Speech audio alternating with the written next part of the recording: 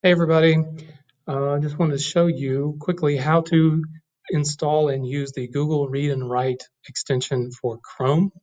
All you have to do is go to google.com and you can either use the search functionality up here or down here in the search bar, and you will type in Google Read and Write, and then you'll just click enter. It'll take you to this page or this option here, the very first one, Read and Write for Google Chrome. You'll click on that. You'll notice it says Read and Write for Google Chrome, and it's the purple puzzle piece, and you'll click Add to Chrome.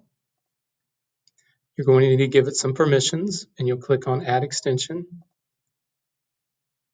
It's going to tell you that the dialog will let you know that it has been added.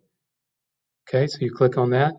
And in order to add it to your actual toolbar up here of your extensions, you're going to click on the black puzzle piece.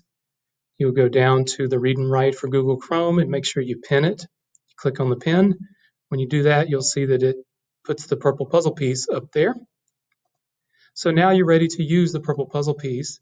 And what you do is you navigate to a website. In this case, we can go to this one. You'll highlight the text that you want it to read.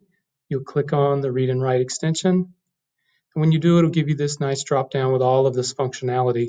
The main one you'll probably use is this play button. So when you press play, it will start to read it for you. I'm not sure if you'll be able to hear it or not, but hopefully you will.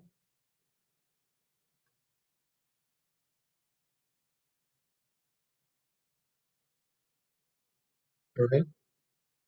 So you can click pause to stop to pause it, or you can click stop to stop it. I don't know if you all could hear that, but it is as you can hear it reading as it's going through each highlighted section. So you can get rid of that or remove the toolbar while you're working on other things by clicking on the close button.